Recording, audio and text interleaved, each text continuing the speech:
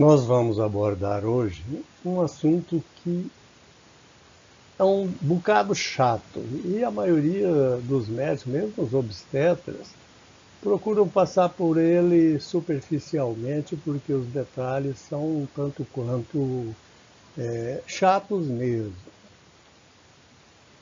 Então, antes de começar a falar realmente da contração uterina, é interessante que nós falemos um pouco da anatomia da genitália feminina. Aqui nós temos uma figura que nos mostra um útero, com o colo se abrindo na cavidade vaginal e há uma porção do colo supravaginal também, intraabdominal. Aqui nós temos ligamentos redondos, um de cada lado, as tubas uterinas, o ovário, que não está sendo visível do lado direito, porque ele fica atrás do ligamento largo. Então, esse aqui está sendo puxado para ser visível. E nós temos que entender também a constituição do útero. Basicamente, a parede uterina é músculo, é o chamado miométrio, parede espessa constituída de músculo liso, um músculo, portanto, involuntário.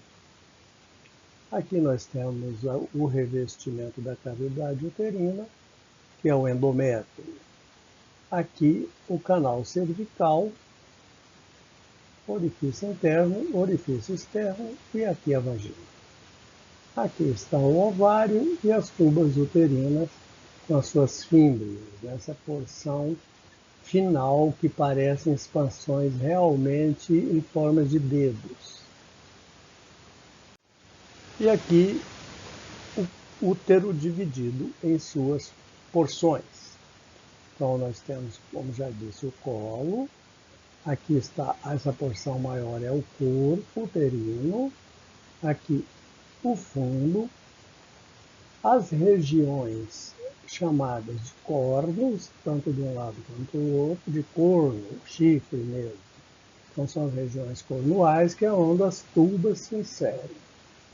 Entre o colo e o corpo há um estreitamento, que é chamado de istmo, e na mulher grávida ele é mais conhecido por segmento inferior do útero. Fica entre o corpo e o colo. Esse segmento inferior, ao longo da gravidez, ele vai aumentando a sua dimensão, incorporando parte do colo, e no trabalho de parto ele também incorpora parte do colo, facilitando a passagem do feto. A contração uterina tem por finalidade tão somente impulsionar o feto contra o colo para que ele o atravesse e também o trajeto do parto, o canal do parto, e venha a nascer, ou seja, se exteriorizar. Então a contração uterina proporcionada pelas paredes, pelo miométrio uterino, vai produzindo forças com esse sentido em direção que vão impulsionar a apresentação do feto, geralmente a cabeça, a maioria das vezes, contra o colo, aqui nós já temos o colo dilatado, para que ele atravesse a vagina e chegue ao meio externo. É interessante reparar que o colo aqui, a parte vaginal, que é a maior, fora da gravidez, nesse momento está praticamente curtíssima, quase não existe. E ela, à medida que a contração acontece, o colo vai subindo, se incorporando ao segmento inferior, que agora é tudo isso aqui, e no final do primeiro período do parto, o colo vai totalmente dilatado, ou seja, ele vai estar totalmente para cima da vagina. Com isso, facilitando a descida do feto. É interessante que aqui nós vemos um útero de termo, praticamente 36, 38 semanas, e nós devemos reparar que aqui em vermelho nós temos as artérias e em branco os nervos. Em azul as veias, em branco os nervos. E se a gente prestar atenção, a gente vê muito pouco nervo no corpo uterino. A inervação do útero se concentra mais no segmento inferior e colo. Por isso que, quando a paciente entra em trabalho de parto e o polo cefálico é impulsionado contra o segmento e o colo, a paciente começa a sentir dor inicialmente lombosacra, porque os principais nervos saem das raízes de S2, S3, S4. Ela sente, portanto, uma dor muito mais lombosacra no começo, depois a dor se expande por todo o abdômen. Então, o que é importante guardar é que o útero é pouco inervado. Existem substâncias importantes que a gente tem que aprender que atuam na contração uterina. O estrogênio facilita e a progesterona bloqueia. O estrogênio é o hormônio feminino que todos nós conhecemos, né, e que dá as características femininas para a mulher. E a progesterona é o hormônio da gravidez. É o hormônio que predomina na segunda fase do ciclo menstrual e que predomina durante toda a gravidez. O estrogênio facilita o início da contração uterina e a progesterona bloqueia isso durante toda a gravidez. Ainda nós temos como substâncias que facilitam as prostaglandinas, que são substâncias produzidas em todos os tecidos do organismo, como reação a uma inflamação, e que são produzidas também no útero. E elas facilitam a contração uterina. A ocitocina é um peptídeo, um hormônio produzido no hipotálamo, secretado pela neurohipófise e que também facilita a contração uterina, é a principal responsável pela manutenção do trabalho de parto. Aqui nós temos uma fibra muscular uterina esquematizada. Se eu fosse explicar para vocês contração uterina nisso aqui, provavelmente vocês iam se perder, talvez até eu ia me perder. Então, para facilitar, eu fiz esse esqueminha mais simplificado. Aqui nós temos então aquela fibra muscular uterina que eu mostrei anteriormente. Isso aqui é um músculo representado aqui ao lado, né, para que vocês entendam a contração. E dentro da célula nós temos aqui filamentos de actina e de miosina. Esses filamentos, ao deslizarem entre si, é que vão provocar a contração uterina. Portanto, a contração uterina nada mais é que o encurtamento da fibra provocado pelo deslizamento dos filamentos de actina e miosina uns sobre os outros. Vale ressaltar o sistema retículo endoplasmático, que é uma estrutura que tem importância fundamental na contração uterina, como nós vamos ver adiante. Então, como se dá a contração uterina? Pelo deslizamento dos dois filamentos. Quem provoca isso? Uma enzima denominada quinase de cadeia leve de miosina. Essa enzima existe no citoplasma durante a gravidez, mas ela só é ativada para funcionar no final da gestação, no momento em que começa o trabalho de parto. E essa enzima, para ser ativada, ela precisa da presença do cálcio e de uma enzima chamada calmodulina, que é a moduladora do cálcio, por isso calmodulina. Esse complexo ativa a quinase, que ativa o deslizamento dos filamentos e o encurtamento das fibras, daí a contração uterina. O cálcio, da onde ele vem? Do meio externo, passando por canais de cálcio, e do sistema retículo endotelial, que tem cálcio armazenado, mas cálcio firmemente ligado a ele, que não sai daqui tão fácil. No trabalho de parto, ele é liberado para se juntar à calmodulina, que é uma proteína que existe no citoplasma, mas que só tem atividade quando se junta ao cálcio. Então, o cálcio entra pelo canal de cálcio e é liberado pelo retículo. Durante a gravidez, o cálcio está firmemente ligado ao retículo e os canais de cálcio estão fechados.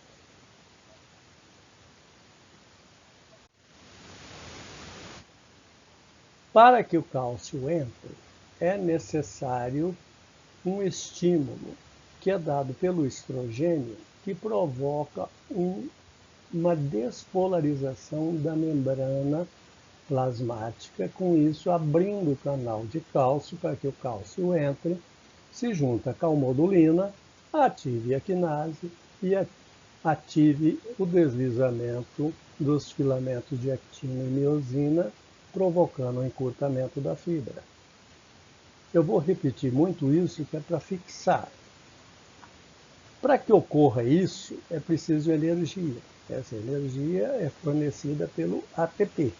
O ATP é quebrado, fornece a energia necessária para o deslizamento dos filamentos. Aqui aparece outra estrutura, o receptor da ocitocina. A ocitocina é aquele hormônio produzido no hipotálamo, secretado pela neurohipófise, que durante o trabalho de parto sobe o nível sanguíneo e ele atinge esse receptor, passa para dentro da célula, libera cálcio do retículo. A ocitocina, esse receptor de ocitocina, melhor dizendo, ele não existe ao longo da gravidez. Ele surge nos 2 dias antes do parto, por ação do estrogênio. Então, o estrogênio já despolariza a membrana e faz aparecer o receptor da ocitocina para ela poder entrar na célula. E não existe receptor de ocitocina ao longo da gestação, porque a progesterona bloqueia, lembram? A progesterona é o hormônio que bloqueia a contração. Ela bloqueia o aparecimento de ocitocina, mantém canal de cálcio fechado, porque ela mantém a célula, a membrana hiperpolarizada, e mantém o cálcio ligado ao retículo. Então, a progesterona é contra a contração e o estrogênio é a favor. Além disso, vocês vão notar que apareceram aqui estruturas que não existiam no slide anterior. Essas estruturas são chamadas de gap junctions em inglês, ou junções em fenda. Então, são estruturas entre as fibras musculares uterinas e que promovem uma comunicação, uma passagem iônica entre as células. Isso vai facilitar a propagação da contração uterina de uma célula a outra. Durante a gestação não existe junção em fenda, graças ao bloqueio, outra vez, da progesterona. No final da gestação aparecem as junções em fenda por obra do estrogênio. Então, isso vai facilitar a transmissão da contração uterina de uma fibra a outra até que chegue a todo o útero, promovendo aquela ação de empurrar o feto para o canal de parto. Então, aqui nós temos todas as estruturas, todos os artistas do filme, vamos dizer assim, junções em fenda, receptor de ocitocina, canal de cálcio aberto, junção cálcio-calmodulina ativando a quinase, o ATP fornecendo a energia para o deslizamento dos filamentos de actina e miosina entre si, promovendo a contração da fibra. À medida que o ATP vai sendo gasto, vai se formando o seu subproduto, que é o AMP cíclico. Isso é muito importante, como nós vamos ver adiante. À medida que se acumula AMP cíclico, esse AMP cíclico, ao atingir determinado nível, ele vai provocar uma ação sobre a quinase, desativando essa quinase. Então, o AMP cíclico desativa a quinase. Com isso, desfaz-se o estímulo para o deslizamento da miosina sobre a actina. Isso é um processo muito complexo. Eu estou simplificando bastante aqui para a gente não perder o rumo. Mas é muito complexo, melhor dizendo. Essa é a forma mais simplificada, mas dá para entender bem. Aqui nós temos uma fibra relaxada, o cálcio foi consumido, continua um estoque ligado no retículo, as junções em fenda agora continuam abertas, já começou o trabalho de parto. A calmodulina está no citoplasma, o canal de cálcio está fechado, o receptor de ocitocina está aí, mas a ocitocina sozinha, sem o estímulo de um reflexo nervoso que nós vamos ver adiante, não consegue liberar cálcio aqui. Portanto, essa é a fibra relaxada entre as contrações durante o trabalho de parto. A diferença para a fibra durante a gestação é a presença das junções em fendas e do receptor de ocitocina. Então, esse é o estado gestacional de repouso.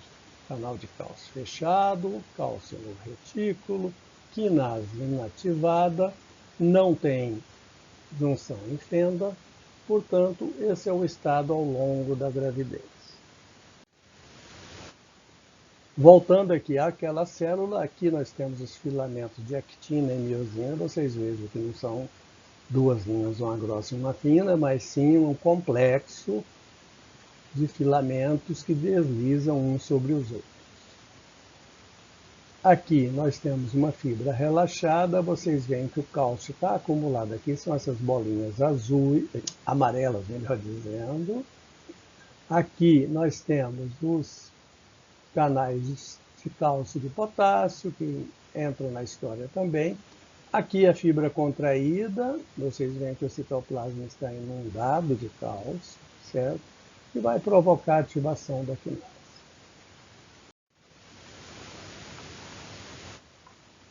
Aqui é só um detalhe das células, das fibras musculares uterinas, para mostrar a junção em fenda, que na realidade não é uma junção, não é um poro, é um complexo proteico que permite passagem de íons.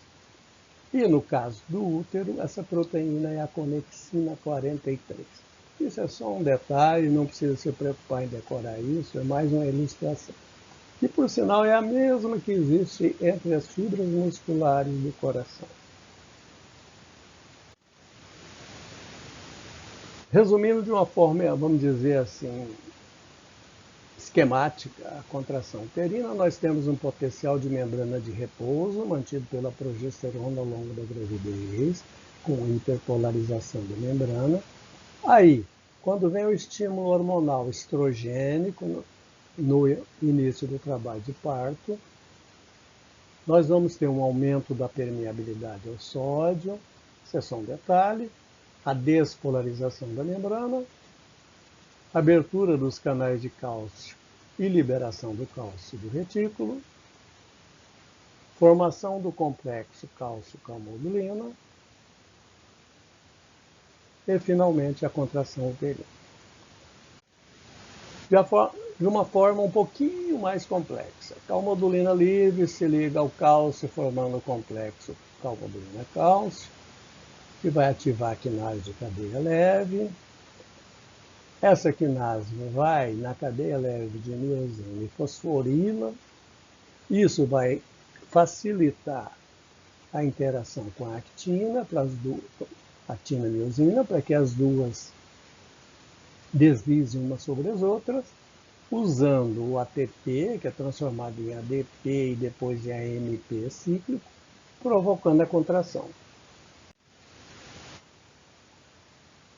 Depois se acumula, claro, o AMP cíclico que vai desativar a quinase e desativar a contração.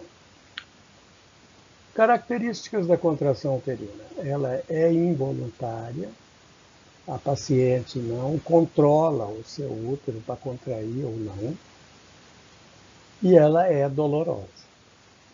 Aí vocês vão me perguntar, mas o útero não é pouco inervado?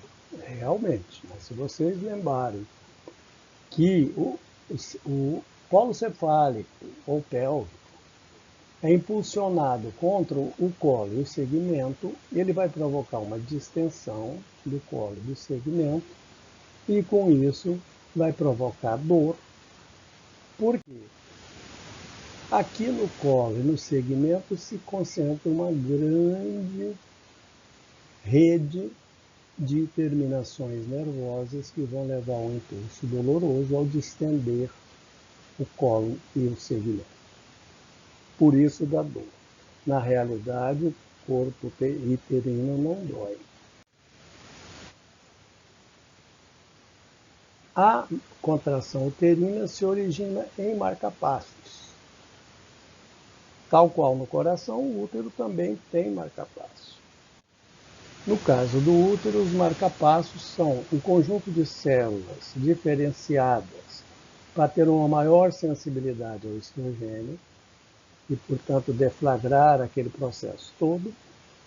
E no útero nós temos fisiologicamente dois marcapassos, um direito e um esquerdo, que se localizam no corno uterino, onde a tuba se insere, naquela região cornual. Os dois funcionam sincronicamente, dando origem à contração das fibras, que vai se propagar rumo ao colo e ao segmento, impulsionando o polo cefálico para a saída pelo trajeto do parto.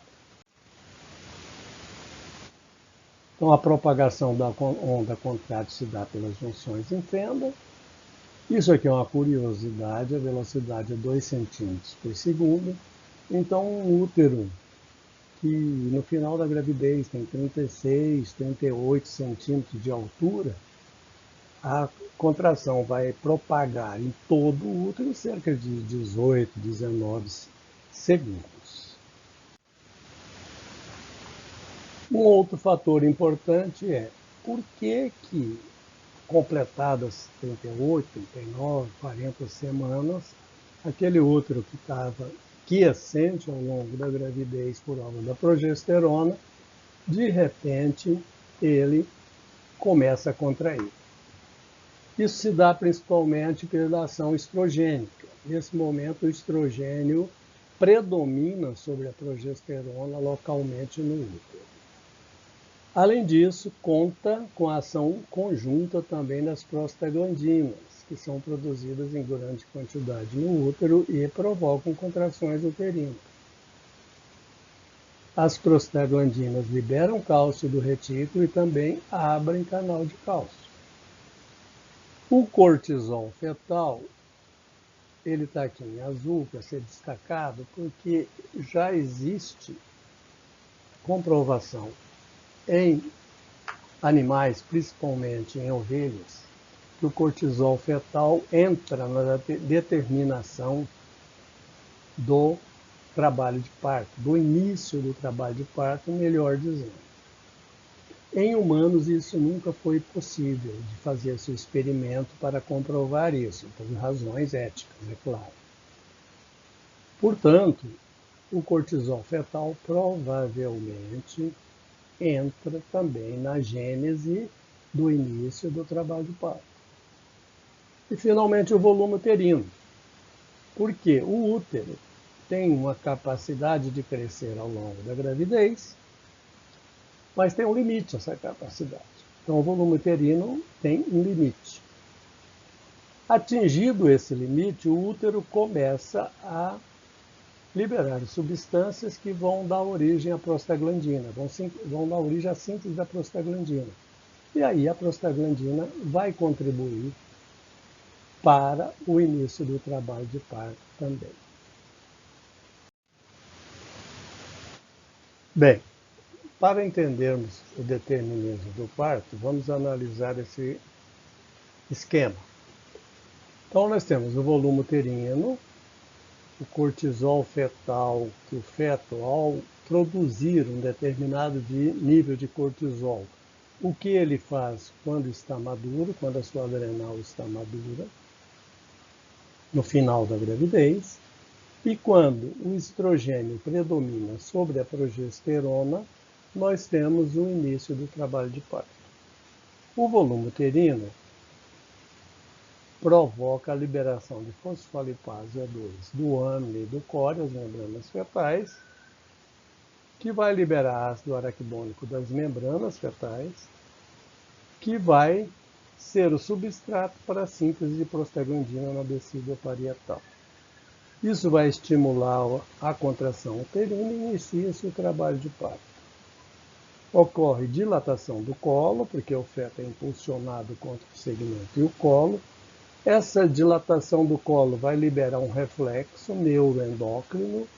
Esse reflexo, originado naquelas terminações nervosas que existem lá no segmento e no colo, vão até a neurohipófise e promove a liberação de ocitocina. A ocitocina, por sua vez, vai liberar cálcio do retículo, que vai promover uma nova contração uterina, que vai dilatar colo, que vai promover o reflexo, que vai liberar a ocitocina, e assim o processo se mantém ininterruptamente até que ocorra o parto. Por isso que o trabalho de parto, às vezes nós temos trabalho de parto prematuro que a gente quer interromper esse ciclo e não conseguimos, porque é muito difícil interromper isso. Nós tentamos com todo tipo de droga ver se a gente consegue inibir a contração uterina. Nós vamos ver adiante as drogas que a gente usa. A gente não tem sucesso.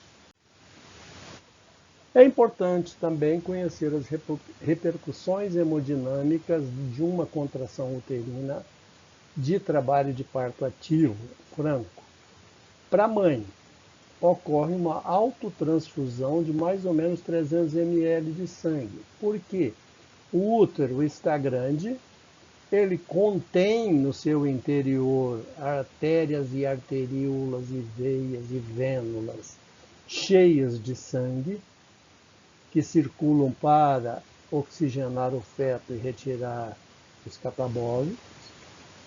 E, ao contrair o útero, a parede uterina é comprimida, que comprime esses vasos todos e joga na circulação geral mais ou menos 300 a 400 ml. Isso, para uma mulher jovem, saudável, não tem problema algum. Mas, em uma paciente, por exemplo, cardiopata, em vias de descompensação, mais 300 ml de sangue pode levá-la à insuficiência cardíaca. Por isso que não é conveniente que se deixe pacientes nesse estado entrarem em trabalho de parto ou terem um trabalho de parto até o parto, por via vaginal. Então é importante a gente ter esse conhecimento. O que acontece para o feto? No pico da contração, como eu disse, as artérias e arteríolas que levam sangue para a placenta para oxigenar o feto, elas vão ser comprimidas e vão colabar, não vai deixar passar sangue nesse momento. Isso leva a uma hipóxia para o feto naquele momento. Se o feto é rígido, saudável, não tem sofrimento fetal, a placenta é totalmente suficiente, isso não causa problema. Mas em um feto que já está em insuficiência placentária, que já tem um certo grau de hipóxia crônica, se nós acrescentarmos a hipóxia da contração repetidamente, ele vai acabar entrando em sofrimento agudo e vai a óbito. Por isso que quando a gente está acompanhando o trabalho de parto, temos que ter muito cuidado com os batimentos cardiofetais e, nos casos em que a gente pretende induzir um parto, por exemplo, por algum motivo clínico da paciente, nós sempre temos que fazer uma cardiotocografia antes para ver o grau de oxigenação do feto. Esse exame nos permite saber se o feto está bem ou não do ponto de vista de oxigenação.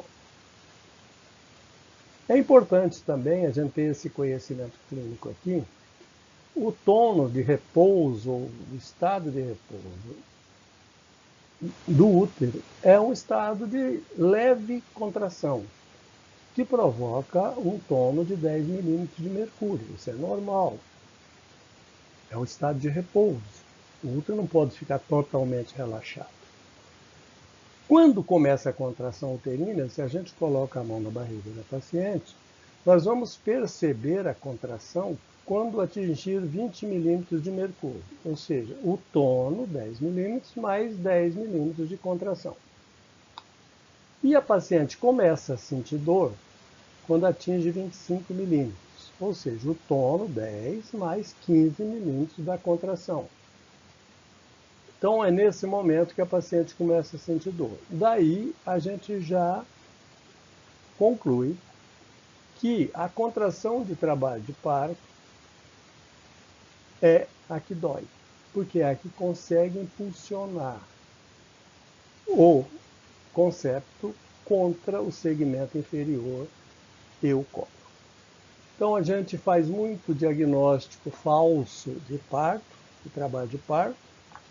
É muito comum, tanto prematuro quanto de termo, porque a paciente apresenta contrações, que nós vamos ver por quê, indolores, que são comuns, mas isso não é trabalho de parto. Para ser trabalho de parto, precisa ser dolorosa e distender o colo, ou seja, provocar dilatação do colo. Uma paciente que tenha contrações indolores e o colo está lá longo, posterior, fechado, não é trabalho de parto, seja prematuro, seja de termo. Esse aqui é novamente aquele gráfico do determinismo do parto que a gente já falou. Muito bem, atividade uterina na gestação. Com tudo que eu falei agora, daria para concluir que não tem contração durante a gravidez, mas na realidade tem. Até 30 semanas são contrações isoladas, descoordenadas, elas não se originam nos marcapassos, elas aparecem em pequenas porções do útero e são, portanto, indolores, que não impulsionam o feto para lugar nenhum. Após 30 semanas, começam contrações em regiões maiores do útero, mais coordenadas, ainda indolores e pouco frequentes. Então, uma agora, outra daqui a 3 horas, outra à noite e assim por diante. Elas são chamadas contrações de Braxton Hicks. E essas contrações a paciente percebe, essas aqui não. E a paciente percebendo, muitas vezes elas acionam o médico pensando que já começou o trabalho de parto. É só sempre a gente orientar no pré-natal que se a contração for indolor, ela não se preocupar com isso. E no pródromo de trabalho de parto, 2 dias antes, 48 horas antes, mais ou menos, começam contrações que envolvem todo o útero, de baixa frequência e que são às vezes dolorosas, ou seja, às vezes atinge 25 milímetros de mercúrio.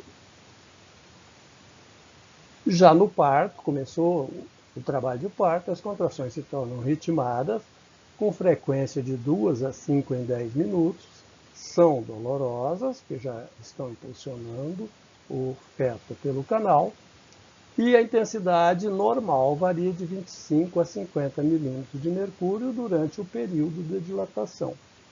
No período expulsivo podem ser muito mais frequentes e até atingir intensidades maiores. No pós-parto, as contrações não param. Elas continuam ritmadas e frequentes por algumas horas, inicialmente com o objetivo de expulsar a placenta.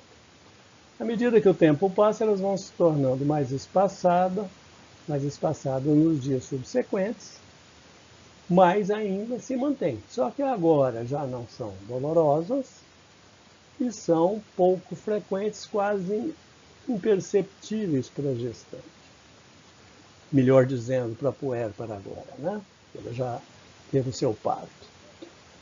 E é um aspecto interessante que não está envolvido aqui, mas é importante conhecer que ao amamentar, quando o feto suga o mamilo, ele provoca o mesmo reflexo neuroendócrino da dilatação do colo. Então, há um estímulo nervoso que vai até a neurohipófise e libera ocitocina. Isso porque a ocitocina vai contrair os ácinos do seio, da mama da paciente, melhor dizendo, né? E vai ejetar o leite. E, ao mesmo tempo, provoca contração uterina. Às vezes, a paciente percebe uma cólicazinha. Bom, substâncias que provocam contração uterina são chamadas de ocitócitos. Nós temos os naturais, como a ocitocina, que é produzida no hipotálamo e secretada pela neurohipófise, e temos os comerciais, os artificiais, os sintetizados. E aí nós temos o misoprostol, é uma prostaglandina sintética, o nome comercial é Prostox, e ela, como prostaglandina, tem uma potente ação na contração uterina. Foi muito usada há alguns anos, e até hoje ainda é usada, com o nome comercial de Cytotec. É muito utilizado para fazer abortos clandestinos. No Brasil, o Cytotec é proibido, existe só o Prostox, e o Prostox não é vendido em farmácia, ele é vendido somente para maternidades credenciadas no Ministério da Saúde, e ele é utilizado para induzir parto a termo, ou mesmo pré-termo quando é necessário, como um feto morto, e também para induzir abortos quando o embrião, o feto, já morreu. Finalmente, nós temos a metilergonovina, cujo nome comercial é o Metergin, é uma substância derivada do centeio, do esporão do centeio, e essa metilergonovina promove uma contração tetânica do útero. É usada no pós-parto para coibir a hemorragia. Porque o sangramento no pós-parto uterino, para ele ser coibido, é preciso a contração uterina. E muitas vezes a contração natural não é suficiente e nós temos uma hemorragia. Então, para evitar isso, a gente aplica a metilergonovina na paciente no pós-parto. Não pode, em hipótese alguma, ser aplicada em gestante, que vai provocar danos muito grandes, descolamento de placenta, etc. Por outro lado, as substâncias que inibem a contração uterina são chamadas de tocolíticos. E esse é o arsenal que a gente tem à disposição para tentar inibir parto prematuro.